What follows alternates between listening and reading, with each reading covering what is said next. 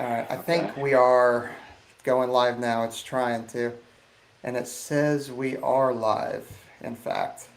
Solid. So we'll see how that goes. Let me. So I'll just. live it is, I guess.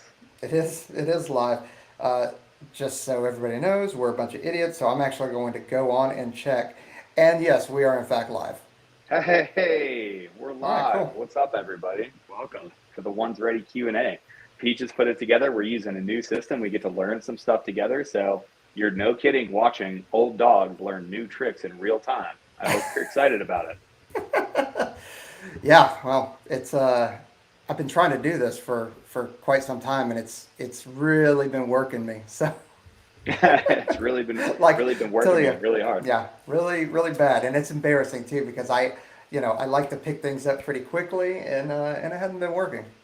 When you when you're weighed and measured and found wanting and you try to like do this new thing and it just smokes you, it's a really humbling experience. That's one of my favorite parts about being in the career fields that we are, because I'm going out, I think I've been, complaining appropriately on Instagram about how long I've been on TDY, and there's only one person to blame, and it's frankly you. So I'm glad that you're here I mean, that to is really true. take this That you're not really wrong.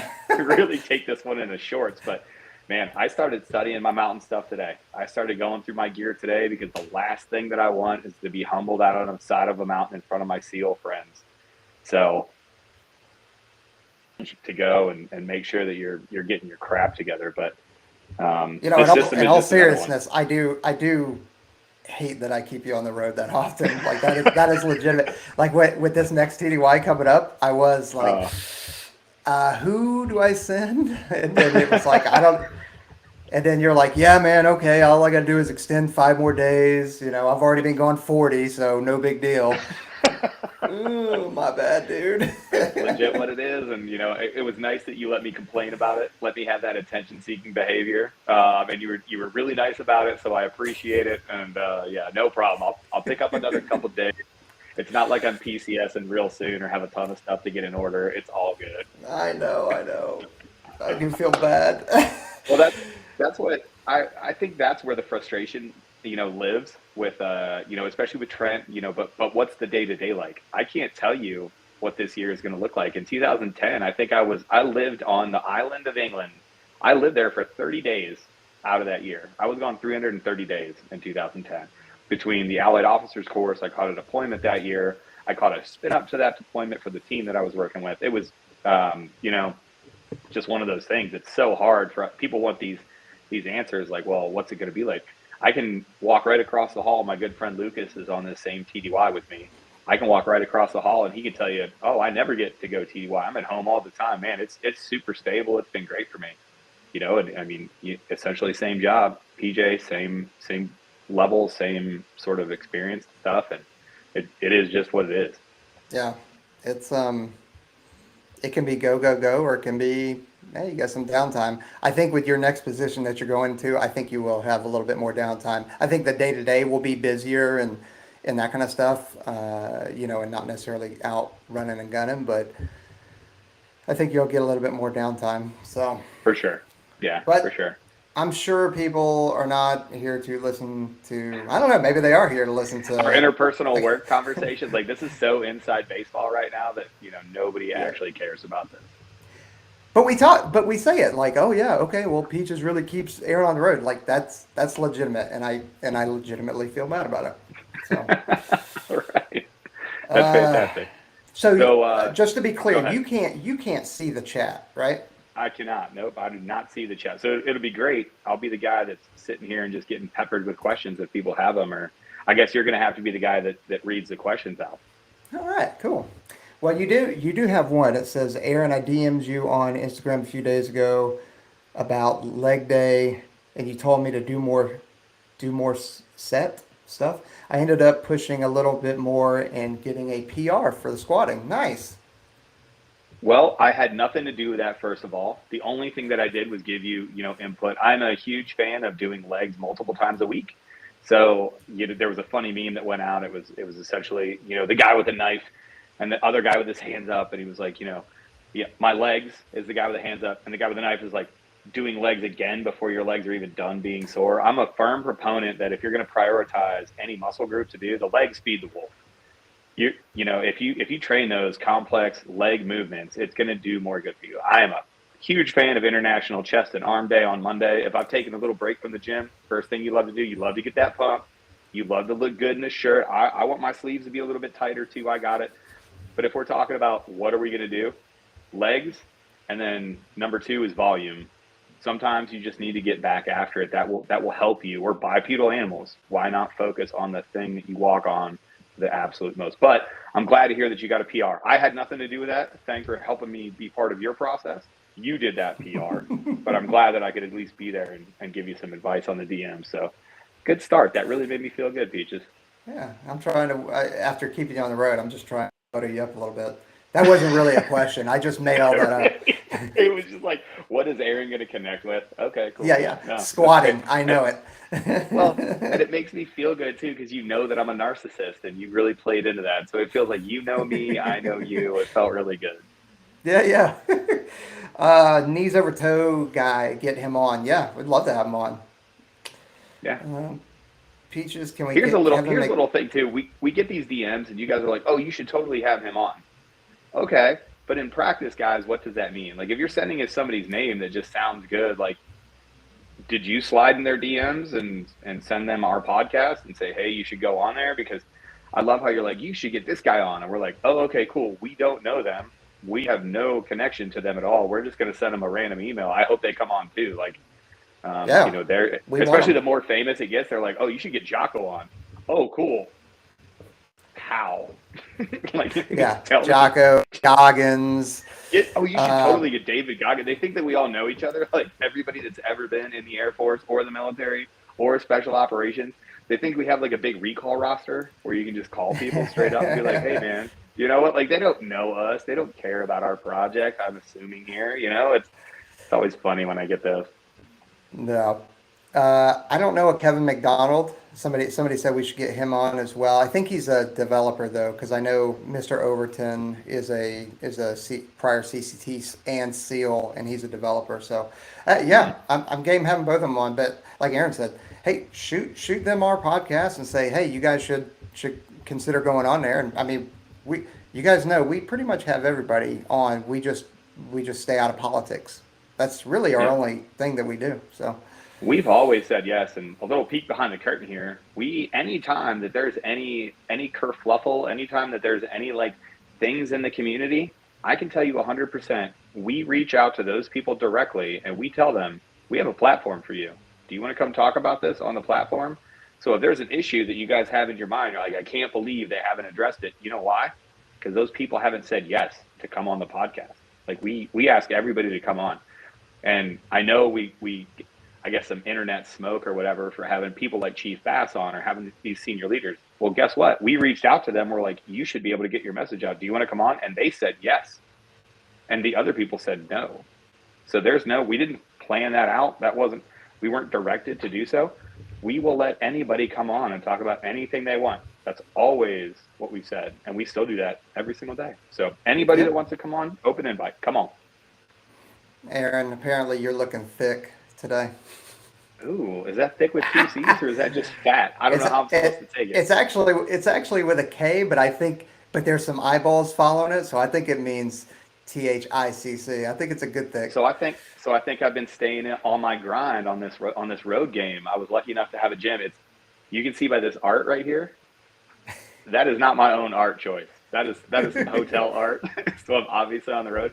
But I was lucky enough on this one to have a great gym. It's literally right here, and I've just been, the guys here have just been getting after it. So it's Yeah. been awesome. Like no kidding. So hey, you know what? I'll take that as a compliment, and I won't default to my own personal negative self-talk and assume that you mean fat, and then we'll go from there. Yeah. T-Rex, how long does it take to usually get to an email, a response from email? I'm sorry, man. Sometimes it's a day, sometimes it's 7 days. I just, like, we get a lot of them, so it's just trying to get through it. And if you're asking a whole bunch of questions, like you write a novel, like it's a little overwhelming. Like we'll open it and we kind of go, Oh crap. Okay, I don't have time to get like that. Like we try and respond to something if we can get to it within 30 seconds or less. Like if it's a real quick, like boom, okay, cool. But sometimes when it's very detailed, the very detailed story. And it's not that we don't want to hear it, but it's like, okay, I don't have time for that right now. Let me just answer some of these quick ones, and I'll get back to it. So that's all it is. And I'll put in one more thing. If I open an email up and it's one, a novel, or two, something that we have addressed time and time and time again on the podcast, and it's just obvious you haven't like even done level one to like search through our stuff, go to the channel. We have a million short, like anything now, our channel on YouTube, we have made a concerted effort to get everything in there. And we've even made shorts now. Like if you guys have noticed the shorts that we're doing, I've got this one question about running. Man, we've got the madman Taylor Starks that he's on there. I have a question about, swimming. Okay, well, I have, Jeb Halfacre on there that we're going to drop some shorts that it's these little bite-sized pieces, right? If you're typing an email up, the first question should be, okay, did I go through every bit of your hundreds, maybe thousands of hours of content at this point to see if you've answered the question? And if that's true, then fine. Yes, send us an email and even follow up with a DM. If you DM my personal account, I'm not very popular. Trent and Peaches are way more popular than I am, and so is the ones that got. If you DM me, I'm going to see it, and I'd be happy to help. We're all happy to help, but Yeah. just make sure, just do us a favor, give us the respect. If you DM me and you're like, "Hey, I sent you an email. What's the day to day like in special reconnaissance?" I'm just going to be like, "Hey, man, this answer could have been, this answer could have been found a million different ways." Yeah. Hey, real quick before this goes away, there's a super chat in here that says, outside of SEER, what opportunities are there for enablers as part of Aspect War? I don't. So many. Yeah. I mean, you want to answer that real quick while I digest it? Yeah, so for me, I think people don't understand that, there are additional duties. You're going to go in the regular Air Force, you have additional duties, right? Like before I cross trained, I was a building custodian and I had to do like, I don't know, I was part, like I had to do like the safety inspections. At one point I was like a security forces augmentee. So I would have to like occasionally go man a gate. Like that's not even a joke. Like that's just what we did back in the early 2000s. On the ST side of the house, your additional duties are like you're going to learn to drive a boat. Your additional duty as a guy that packs parachutes is you're going to be the parachute program manager, like our AFE professional at the 2-2. That guy's one of the best jumpers that I've ever seen, and he's a support guy. You know what I mean? The CADMS guys, you're not just there to hand out weapons to the operators. We're going to expect you to go to school and learn how to instruct, and we're going to And send you shoot. to the highest level shooting courses on the face of the planet. Like, I need you to teach me how to do this. Our doctors and our medical professionals, on the regular side of the Air Force, if you're an IDMT that's paramedic qualified, okay, cool, you get to work at the clinic. If you're working at the 2-2 STS, you're going to be setting up training on the side of a mountain and telling PJs how to do medicine better in an austere environment. Those opportunities are so many that it's just wild. I had a SARM person so SARM is like your air crew records management people. It stands for Squadron Air Crew Records Management people. But we had a SARM person that worked for me at the 58th that literally liked to do this job, but they threw themselves into everything else. They were the head of Op4. So these people were like loading up blanks and sim rounds and shooting at the teams as part of full mission profiles and driving Razors and driving Humvees and driving boats and on the plane with us to act as, any number of support functions. So, we need to do a better job of telling you how those support functions fit, but you're still part of a small special operations team as a support function when you work at those units. Nope. I got nothing to add to that, man. Okay. I'm like, well, Okay, yeah, yeah. yeah. I don't know, like that's honestly one of the best gigs of all. And I've said it from the very beginning of my career when I saw what the support people do, because we would take them on everything. I can't speak highly enough for the people that work those support functions, Oh, because yeah. there are times where you can't tell who's an operator and who's not. You're like, wait a second, you're an IDMT, man. You were in the mix right there, getting it on. Like, that's awesome. Yep. I mean, and we couldn't do what we do without them. So shout out to them. Yeah, it was like a rule of thumb, like you need 10 support personnel to support one operator for actual mission sets. I don't know how true that is or where I heard it, but I do not disagree. Like even if Yeah. like that has to be close. Yeah, I don't know what the actual ratio is or how they even do that math, but it is true. I mean, we've got 84 operators at the unit, and the rest Hmm. are all special warfare mission support. So, yeah, phenomenal people. Yeah. Shipping out next week and have done all that I can to prepare. He's got up to 10 underwaters at a minute 30 pace. He's been working on his run times. Any piece of advice for BMT? And is it true that they don't work out regularly? You will, if you're going in under a SWOE, you will attend a special warfare BMT flight, which is going to afford you more time to sleep, more time to work out, more time to eat. And then they also have controllers, PJs, SR, Tech Ps come over, and also some of the T3I developers come over, put you guys through workouts, give mentorship sessions and stuff like that. As far as advice, don't quit, man. Stay humble. You know, if you see a gap in leadership, step into that gap and start leading. If you know what to do, don't play I got a secret. Like, be forthcoming with that information. If you got some intel from a cadre, you know, you overheard something or you let something slip, like share that info. Just know that it could be a setup too, though. If you're sharing info that you overheard a cadre, maybe they're just saying that to say it because they know you're listening. Just say it. Right. Just throw that out there. Just saying. I love getting this question. Like, hey, just remember, and this is going to sound corny, but like you're going into the Air Force, right? So people are like, well, I'm going into basic. I just need to get through basic so I can get on to what I really want to do. My checks are not signed by the United States Pararescue Association. My checks are signed by the United States Air Force, right? So it may seem, you may not think that this is going to directly apply to special warfare and whatever else, but you're going to learn lessons in basic training just alongside those other people that you're there with. Like, throw yourself into it, be a professional. If you can graduate honor grad at basic training, you should, because that's the people we want, right? Do I care about the award? Not necessarily. Do I care about the words on the certificate that you may or may not get? No. Do I care that you went there and you gave it your level best every single day and were recognized for it? Absolutely, I do. I care about that. So go into basic and take it for what it is, and then don't let it grind on you for what it isn't, right? You're going to have time to work out. Special warfare candidate course, I was just in those spaces last week.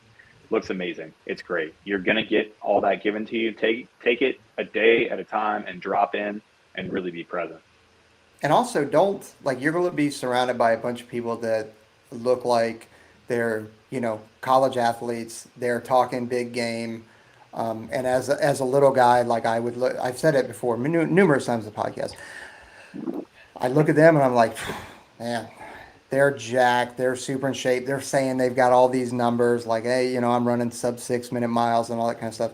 Most time, they're completely full of shit. And they're, I love I'm it. sorry. I And love it. they're, Yeah, no, you're right. and they're going to quit, right? Yep. So as a dude that you're comparing yourself to, do not compare yourself to them. Just Yeah.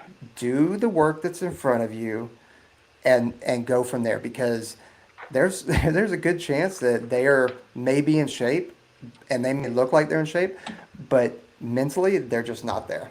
So Yep. I got Yep. another one here.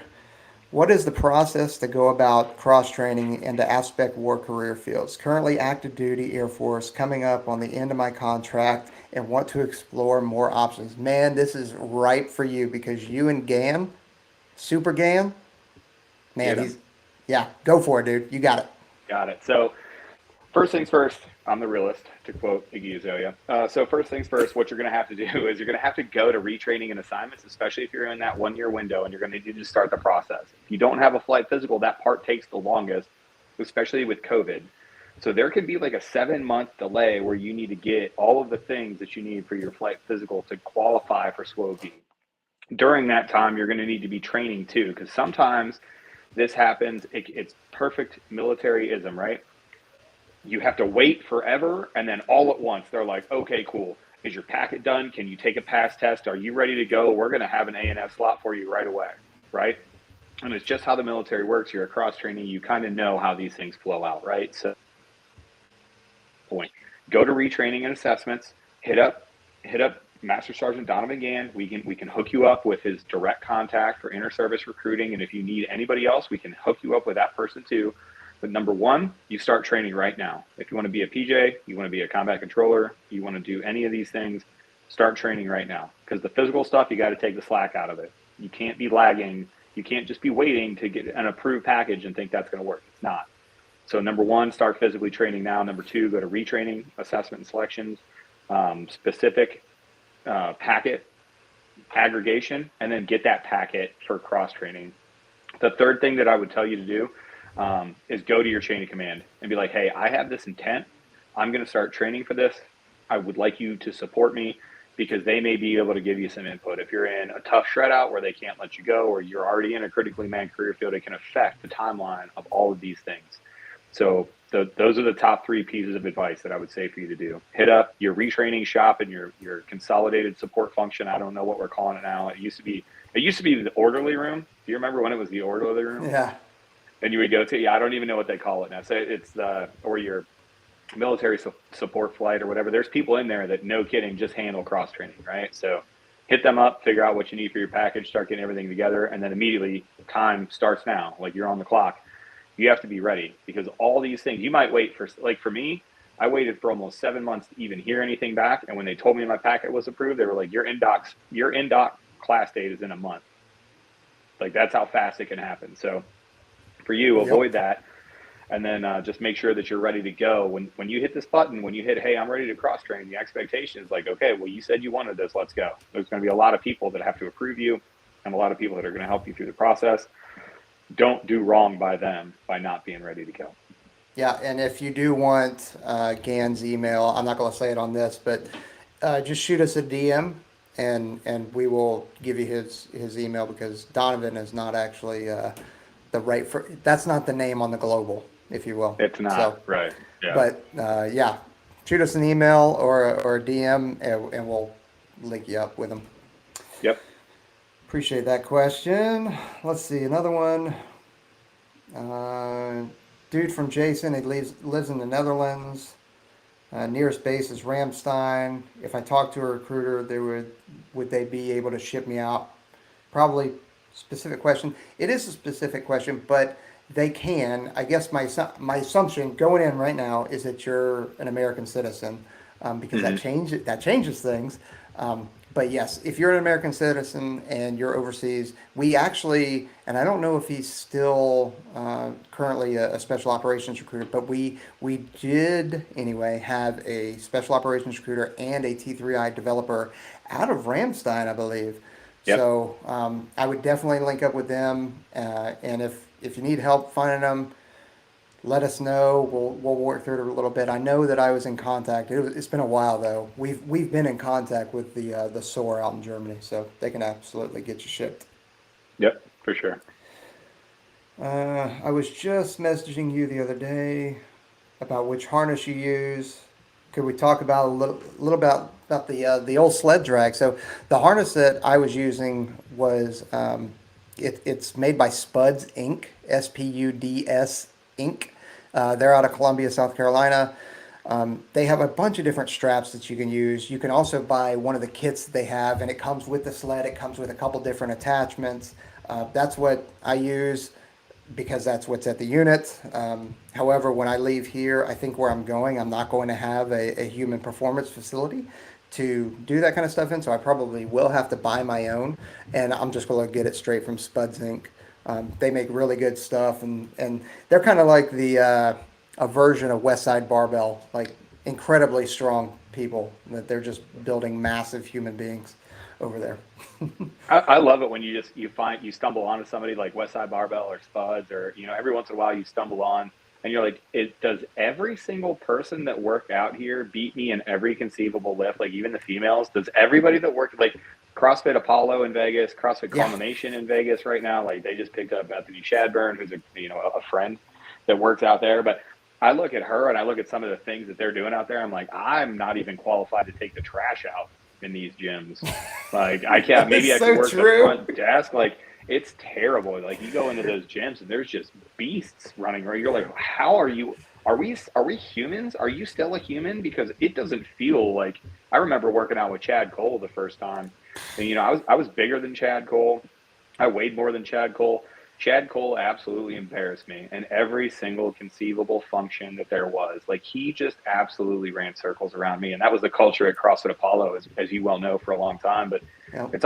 it's motivating, and it's at the same time it's like demotivating at the same time to look and But he see. he Yeah, he does it with the most amount of humility, though. He's just like, yeah, yeah, well, okay. it makes me even more mad. It makes me even more mad at those guys and gals. I have some lifetime friends. A good friend of mine that's a DE agent just texted me to say, "Hey, I saw you on here and I wanted to say what's up." And we made those connections at CrossFit Apollo. So shout out to the Las Vegas CrossFit scene. Y'all are killing it out there. But Oh man, yeah, there's some beasts running around. looking forward to going back. Holla. Let's see. What kind of diet do you guys recommend when being in basic and prep? I'm gonna tell you, like, this is, I am not a dietitian, and so I'm just gonna tell you what I did. And I ate everything.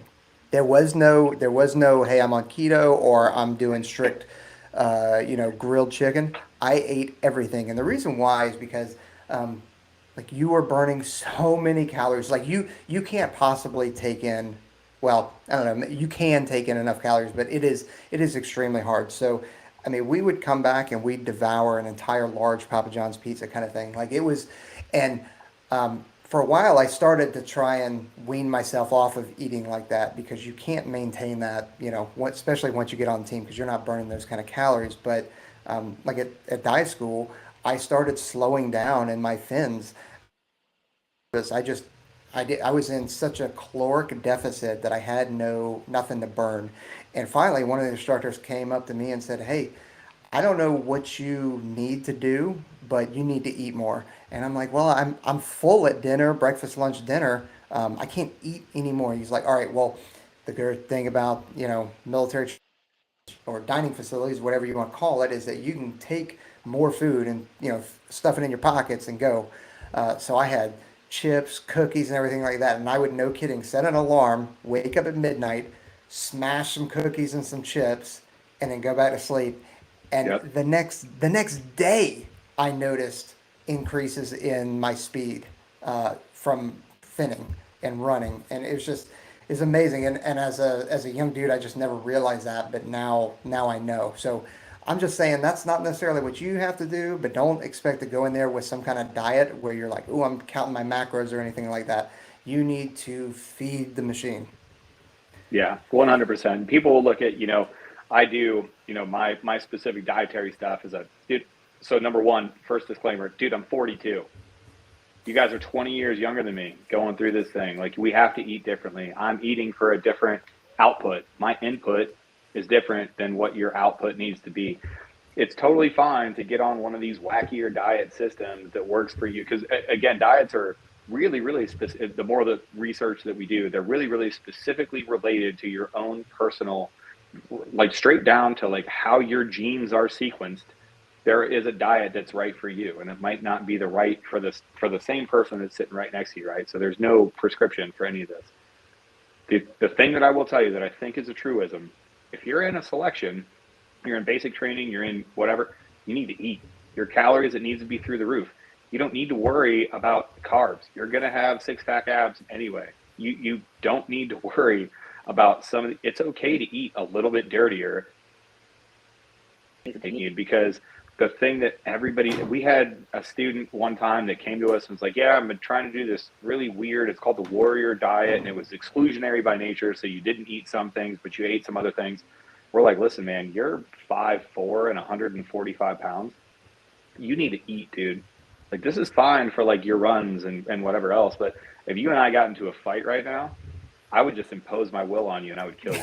Like, you're not even like a normal size human. Like, you just need to eat. Like, don't worry about the diet for right now. Worry about that a little bit later. If you're in assessment and selection, if you're in pre-dive, if you're getting ready to go, you can't expect to train hard 3 times a day and just get by eating even keto, even, unless you have somebody that's no kidding, like guiding you through this process, unless there's some doctor that is no kidding making sure that you're getting what you need daily and doing blood work regularly, like you're trying to figure this out on your own from Google. So let's just mucho take it easy on like what diet, like what crazy diet you're going to do, right? Just eat. If you like to stay away from carbs and stuff, fine, don't eat that much processed bread, but that means you need to double every single vegetable that you're eating. You need to double every single protein. It's not good enough just to have one chicken breast and some mixed Yeah. vegetables. You need to have two chicken breasts and 2 cups of mixed vegetables. Throw a ton of butter on there and eat a salad with it and try to get in as many calories as you possibly can. So we see people make this mistake, and you can tell, just like Peaches was just saying, you can always tell. You can see when, that might be good for garrison stuff, but let me take you out to the field, let me get you cold and wet, let me make you go on a ruck. You can tell who's eating right, who isn't eating enough. Yep. Absolutely. Food is fuel. Um, do prior service branches go through the prep course or SWIC? Yes, they do now, and that was I think that's 100% answer now. I know that they were talking about it and they started implementing it, but we're trying to make this as clean as possible, right? So if you're going to go to AppSpec War, you'll have all these things. You'll have SWIC, you'll have ANS, you'll have pre-dive, you'll have the pipeline, and as far as we can make it exactly the same across the board, that's what we want to do. Yep. I'm sure there's one or two things that, or one or two prior service that aren't making it through for whatever reason, extenuating circumstances. But yeah, that is the plan. Courtland Price. I plan on taking the pass test next month. I am a weak swimmer, but I'm taking lessons. Rock on. Good. My run and all other requirements, I exceed any advice I ship out. Kind of like what we said earlier, man. Just keep pressing, keep taking those lessons, keep training up into the last day because um, I'm 99% sure while you're at BMT, even though you're getting extra sleep, extra food, extra workouts, I don't believe you are going to go to the pool. So you're going to be out of the pool for a little bit until you hit SWIC. So, and again, just like always, don't quit. Yeah, Don't get exactly. inside your own head about And stuff. this is a great piece of advice that Peaches has given before. You need to do the pass. Like you may think that all those numbers are good. I would ask you, have you done the entire test in its entirety from start to finish? Yep. So you may say, oh, my push-ups are good. Okay. There's a difference. And again, like we're going to talk about 2 levels here. There's a difference on level 1. You're like, oh, I could totally knock out 85 push-ups. Are they to standard? Were they absolutely perfect? And is that number consistent? Meaning no matter if you had a training earlier in the day, can you still do that number, right? Those are kind of like questions 1. Question 2 is those push-ups, did you do them after the swim, after the run, after the prescribed events in the prescribed order? Because that's completely different. Yep. And you should be able to repeat that. You should be able to do the pass test in order. And I believe it's run, cal, swim now. You should be able to do the IFT, the initial fitness test, which is what we're calling the pass now. You should be able to do that IFT at the drop of a hat all the time, and those numbers should be consistent. So this is probably a thing that I need you to look internally and be like, are these numbers real? Am I actually saying, okay, push-ups, no problem. Really? Because if I have the clicker and I'm standing over you and you just got done with a 1.5 mile run and you don't do those push-ups, I'm going to have a differing opinion. And in this case, guess whose opinion matters? Not yours. It's going to be mine. So you need to make yourself picture perfect on your form, and you need to make sure that you can run that test, that IFT, in its entirety, start to finish, and still have those numbers be consistent. And other than that, Peach is totally right. Just don't. We are looking at you to perform. We want you to perform. That's why none of these things are secret. It's like the NFL Combine. You know what the events are. Show up and be ready to do those events. Yeah, exactly. I'm on my phone trying to find a picture because I've got all the new and upcoming IF. Not that I would say anything about it anyway, because it's not released yet. But Right. the new IFT, CFT, and OFT requirements and standards, stuff like that. I know we And by the have it. way, It's just not pod, releasable yet. and podcast coming as soon as it comes out. We're going to go through a deep dive. IFT, CFT. CFT is the candidate fitness test. Is that what Yep. it is? So the CFT is really how they gauge your performance when you're going through the SWIC course, the Special Warfare Candidate course. They use the CFT in order to judge your progress, and then the OFT is on our side of it. That's the tier 2. when you start getting into your apprentice courses, when you start getting later in the pipeline, operators do. So we've got a whole podcast coming on that as well. Yep. Let's see. Do you have anything you wish you had done differently in your careers and don't have the opportunity anymore? And how do you deal with the regret of not having done it?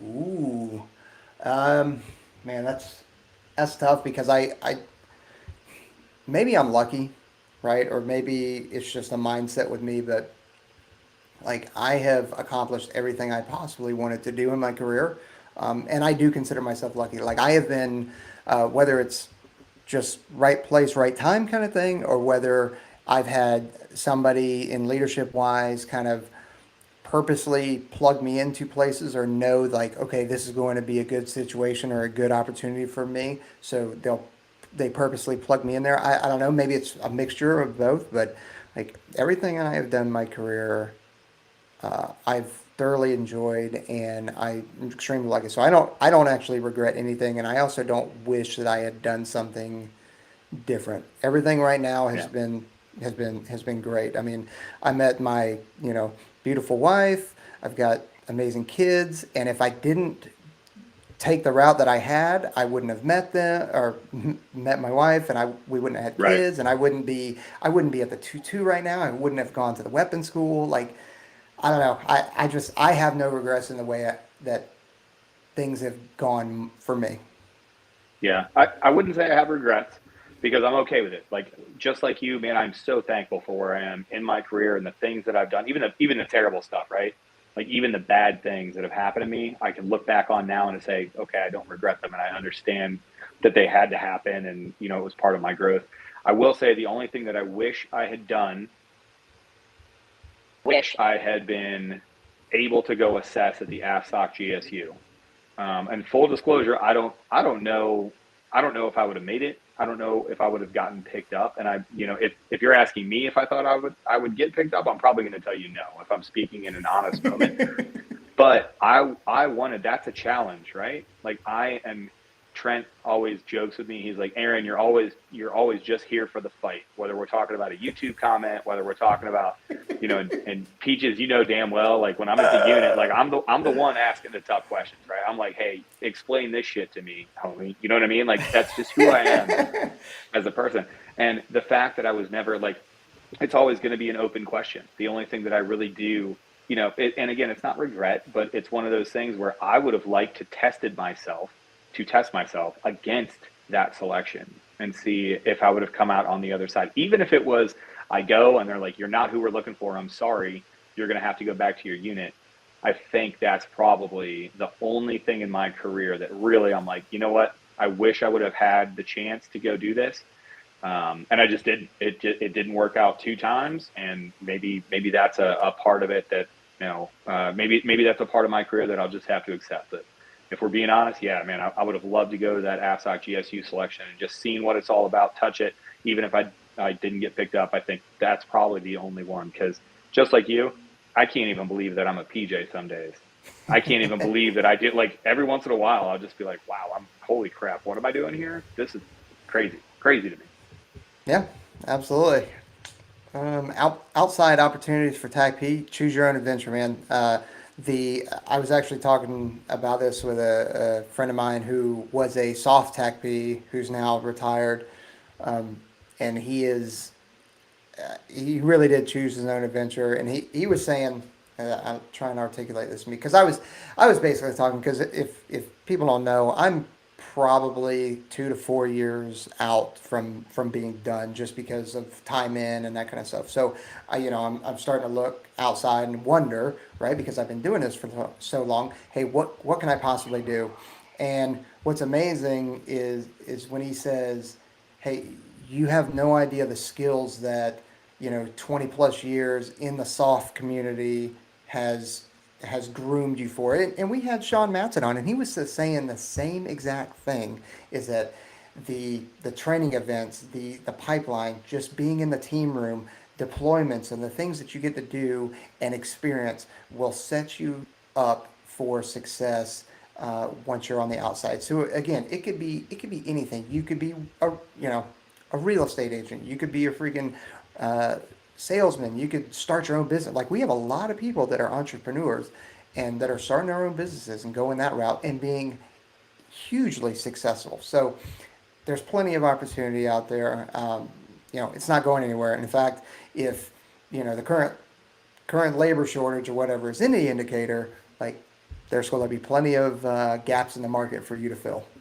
Plenty of opportunities for somebody that, and if you just look, and we say this all the time, and people want to be like, oh, well, what do PJs do when they get out? And, they're looking for some like direct parallel. But what if I told you that going into the workforce, you were somebody that needs very little supervision, very little guidance or intent. You need very little like you're going to do things because you think that those are the right things to do. Nobody's going to have to tell you to do that. You have an innate ability to intercommunicate with people that you may not like, that you may like. The military is so diverse. Like for everything that you've heard on the news, the military is wildly diverse. You meet people from all walks of life and you work with those people. All of those traits are like headhunted by places like Meta and places like Microsoft. They want people that can, in high stress situations, calm everyone down around them and go, hey, here's how we're going to go. This is how you attack a problem set. This is how you do things. This all the way through like stupid stuff, right? Like in the military, we do AARs, and you're really good at every single trip getting home and going, okay, what worked, what didn't, what should we do, what's my recommendation?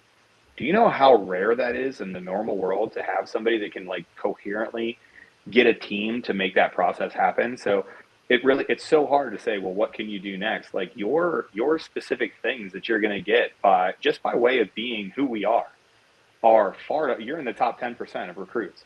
Now that doesn't mean you can just walk into a Fortune 500 company and be like, oh, I was in the military, you should give me a job here. You're going to have to, you're going to have to do those things, but our people are willing to do those things as well. We have a ton of entrepreneurs. Well, those entrepreneurs killed themselves 24 hours a day to learn the ins and outs of whatever business they're going into. And they took it upon themselves to actually know what's going on and try to like, do you think that Peaches and I knew how to run a podcast before we started this thing? No clue. We were joking before we got on here about how we have no clue how to use the system that we're even on. And he's like, oh yeah, check this function out. And I'm like, I am so dumb. But you better believe I'm going to get off of here and I'm going to go look at it, and I'm not going to be the one lagging next time. And when you start talking about transitioning out, it really is choose your own adventure, because we're going to give you skills that no one else has, especially in today's environment and society. Mm-hmm. Yep. This one's real quick. DM Darren about dual citizenship and how it would affect my probability of joining special warfare. Hey man, if you're American citizen, you're good to go. You just got to make sure that you're able to get a security clearance. So yep. And I think for entry, is entry for SWOV, is that all secret now, or is it, because it used to be different, right? CCT used to be top secret, and then PJ used to be secret. Yeah, you have to be able to get a secret clearance. Okay, I knew it, just get a secret on the way in. Dual citizen, yep. Secret on the way in. That's it. You're good. Yep. For somebody who doesn't know how to swim, would it be wiser for them to go TAC P versus PJ? What job do you want to do? Are you telling me you're making a decision about your entire life off of whether you can swim or not because you don't think that you can figure out how to swim between now and then? Like I reject the premise of your question, right? I just did. Yeah, I just not do. the question. I know it's not your question, but really that's it. Like if you want to be a PJ, then let's start talking about how to get you to be a good swimmer or a controller. And by the way, TAC P's swim now. So what are we talking about? Like, sorry, you're going to have to swim. So I would say that there's like total immersion is great. You can feel free to hit up, us or whoever else, and we can help you. Local coaching is really good. And, yeah. You're going to have to swim no matter what you do, because you're going to have to be a multi-capable airman, and it's not, there's not these silos anymore. But, really to your question, don't think about what's going to be easier. If you want to be a PJ, you're going to have to learn to swim. You're going to have to learn to be comfortable in the water. If you want to be a TAC P, you're still going to have to learn to swim, probably to a lesser degree, but you're still going to have to do it. Yeah. And you have time, essentially. It doesn't take that long to swim. Right, or to learn how to swim, right? You find the old man, old woman, and there's every single pool has one. Every single one. Every single one where they are at the pool every day for hours on end, and they're just swimming laps, and and I'm sure that they will be happy to give you some pointers. Oh man, did I lose Aaron? Oh nope, he's No, there. that was me. Okay, Yeah, I did it on purpose. Look at that. yeah, yeah. So yeah, you got time, and in the development sessions, a lot of them, they don't care whether you're PJ, SR, CCT, SEER, Type E. You're getting in the pool, right?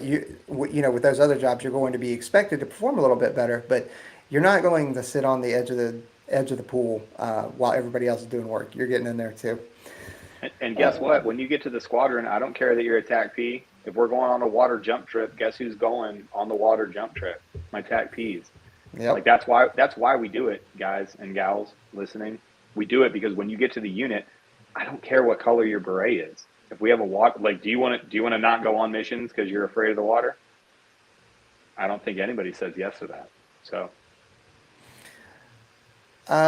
This question: is it frowned upon if a second lieutenant tries to go special warfare so soon? Should they wait several years prior? Big change of heart and wanting to. Man, so I'm okay, not a fan of. If I'm understanding your question, Chris, correctly, like I am not a fan of waiting or going into a different job uh, first to then cross train, whether you're an officer or enlisted. Especially if you're an officer, because officers have limited amount of team time. And we are expecting, like, we have several lieutenants at our unit right now that, like, guess what? I go to them for, I go to them and I go to the senior NCOs for if I need something, because they are the de facto leaders of their special tactics team. I mean, that's just the way it is, right? So if I would rather have a lieutenant. That way they are fully immersed in special tactics and aspect war, rather than getting a senior kind of captain in that is playing catch up. Now, that doesn't mean that a senior captain coming in from a different job isn't bad, because they absolutely are really good, especially because they have a lot of perspective. But you're wanting, I guarantee you, if you're looking at these jobs, you are wanting team time. You're wanting to lead people and go forth and do good things on a deployment and stuff like that. You have a better chance of doing all that stuff as a lieutenant and more reps versus coming in as a kind of a senior captain. So, and I'll kind of dig in because maybe I'm wrong, but I'll answer it from a completely different optic. What I'm hearing the question as was, you're now a junior lieutenant in your job right now, and you're going to go to your chain of command and be like, hey, cool job, bro, but I had to change a heart. Is that going to be frowned on by your chain or anybody else? So from our side of the fence, no. Peaches answered it succinctly, and I won't overtalk his perfect answer. Absolutely not. If you're a talent and you want to come over to this side of the fence, 100%. For the other side of the fence, for those people that, I think I hear your question here as, I had a change of heart. I love this job. I want to do good by it, but also I want to move immediately. I want to go over and basically not do what I said and be, serve an entire enlistment out in this job. The answer is roughly the same. If your chain of command is mature, if your chain of command gets after if they understand the larger mission set, they're not going to stand in your way. You may piss some people off. Your commander has Manning to worry about. Your chief has Manning to worry about. You might be in a high risk career field. You might be in an undermanned career field, and they might not want to let you go. And sure, they might frown upon it if that's what your question is, in fact. But honestly, everybody comes around in the end, and they'll look at it and go, "Hey, this person is serious. They want to go do this thing." So I don't think it's frowned upon. You're definitely not going to be held to account on our side of the fence. We love stealing talent. If anything, we're like, oh, you went over to do this hard thing over there, and then you decided that you wanted to come over here. Come on, we'll take you. We yep, need you on our side of the fence. It's almost, I wouldn't say, what's the opposite of frowned upon? Smiled upon, smiled I guess. upon. It's like when I see a hard charging lieutenant, it's like, hey, I got into this other job. I had a change of heart. I decided on a dime. I woke up one day and I was like, I want to be a stow. You're exactly who I want. Come Yep. on over.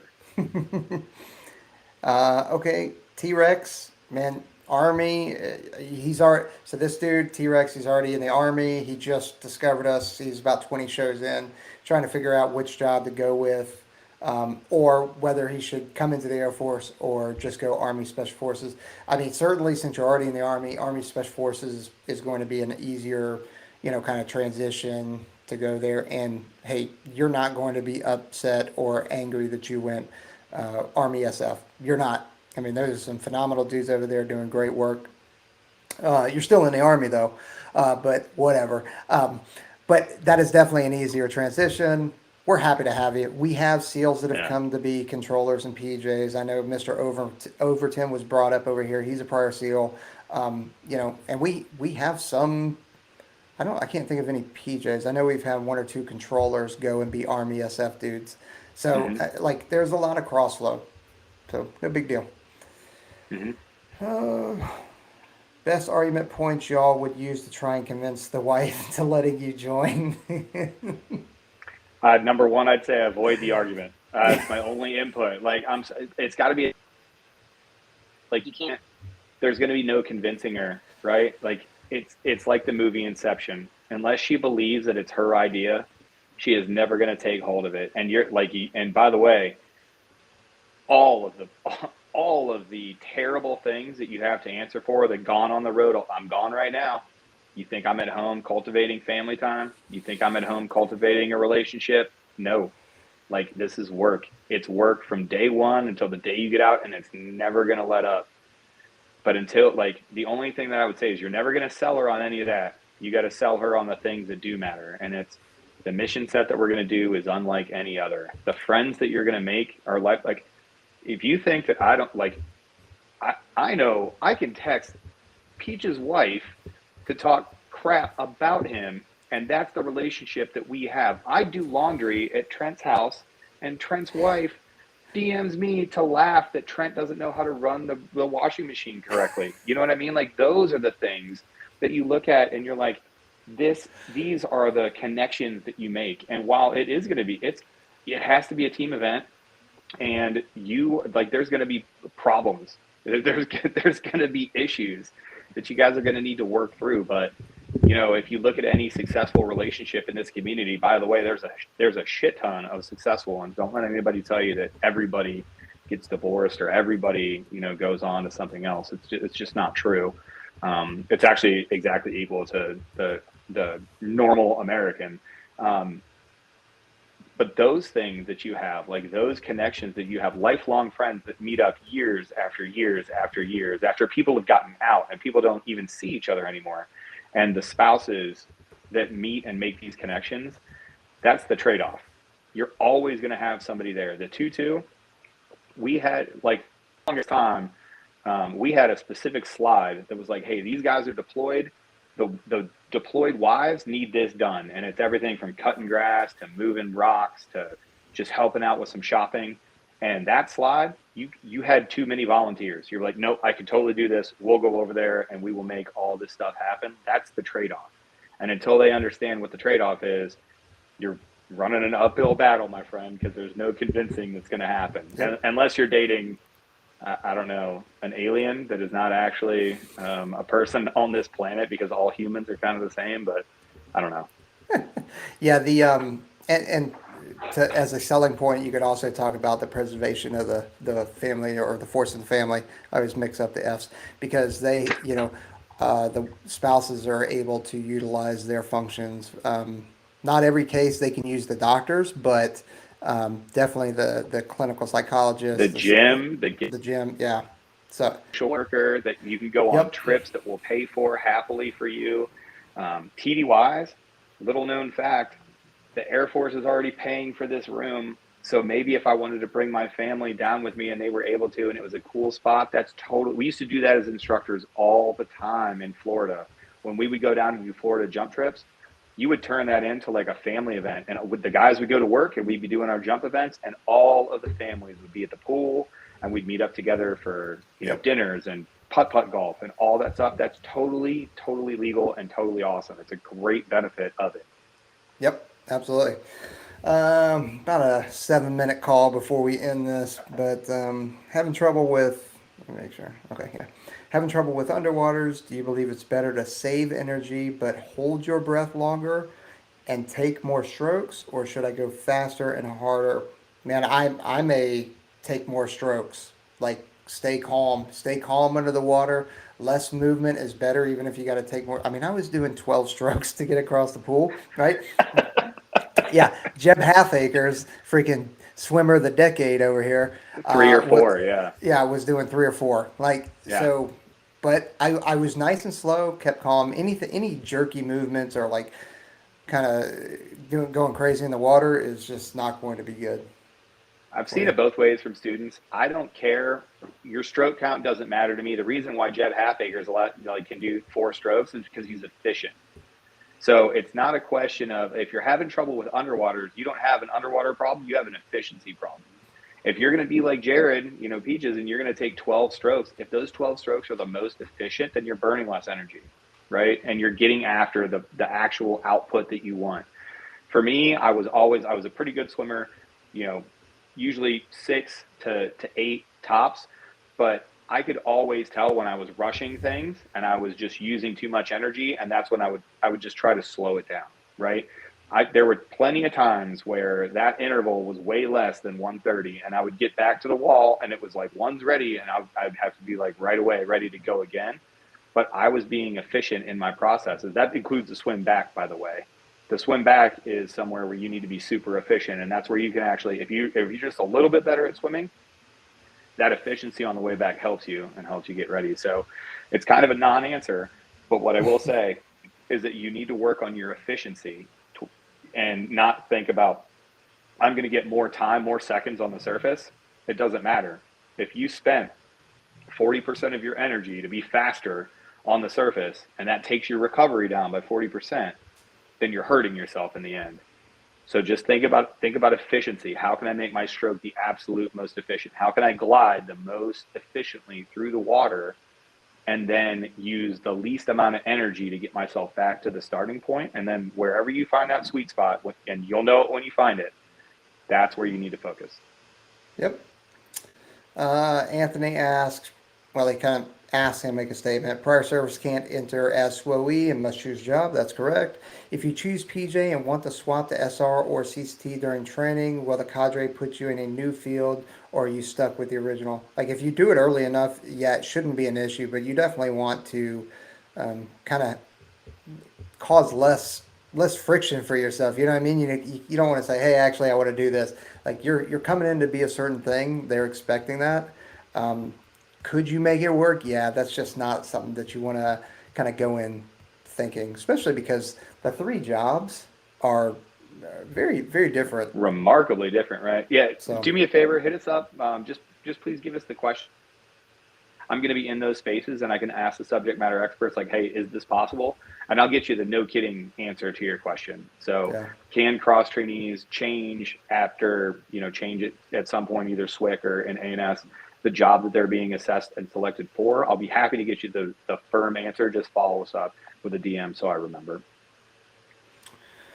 somebody asked, being a PJ is really important to me, and it's something that I'm very passionate about. And I ship out in 2 months. I feel like I'm lacking in the pool compared to other guys. Should I wait? That's a tough question to answer because we don't really know how far lacking you are. Maybe you're not lacking at all, and just a Are confidence you issue. training with monsters? Yeah. Like, are the people that are out there just absolutely destroying you? Or is it like you can't even keep up with the basics? There's no way. We just don't know. Yeah. Yeah. But here's the thing as well is that if you continue to delay, you're going to start second guessing yourself, and then I'm not saying that this is an excuse, but you are going to see people that will use this as excuses. I didn't ship because I just wasn't ready. Maybe you just need to pull the trigger and actually go and do it. And remember, you're not the one that gets to decide you're not ready. The cadre, after taking you through basic, after taking you through SWIC, after assessing and selecting you, those are the only people that get to say you're either ready or you're not ready. So when someone says, oh, I'm about to get in and I'm not ready. Oh, really? Based on what experience? Are you an ANS instructor? Have you been evaluated by somebody that knows exactly what they're looking for us inside of this architecture? Well, then maybe you should really think about it and then maybe pull that trigger. Yep. Last question, but it's not really a question. FR, who's a lieutenant colonel, was a TAC P, now Crow kind of thing. Am I going to Nellis? That is to be to be determined, but we'll see. I don't want to get ahead of my skis on this one, but yeah, FR, I'd like to. what's up, sir? I love you. I am so glad. I know exactly who you are. I love you very much. I'll send you a text after this. You hit Chief up every time he says that stuff. Yeah, dude, he called me the other day. It was great. It was great. So anyway, appreciate everybody joining us on this live. I did a poll, just so you know, Aaron. I did a poll in the chat just to see if they're enjoying the lives and if we should keep doing it. I don't know how many.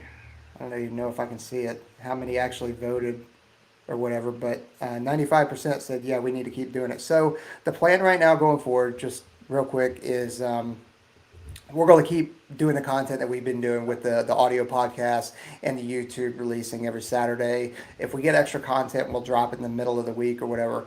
Hopefully, you guys are enjoying the shorts that we've been doing just because, sometimes it's easier to digest those specific answers or those answers to specific questions. But we're also planning to have Taylor Starch on again to talk about weight and strength training and stuff like that. And we're going to do it as a live event. So we're actually going to record the podcast as if we were doing the normal podcast.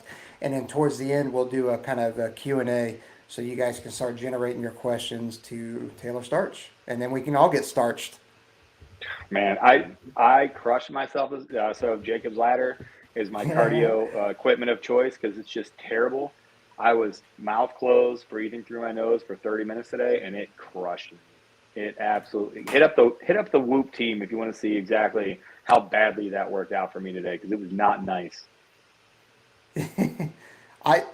So for everybody that commented on these, I'm really sorry that we're not getting all your questions because there's some more good ones on here. Man, I do feel bad, but dude, we would be here for another 2 hours. Yeah. So again, thanks for joining. Thanks for putting in. Maybe copy paste, save those comments, and then hit them up in the DMs or whatever. But anyway, we're out here. Later. Like And let me close this off.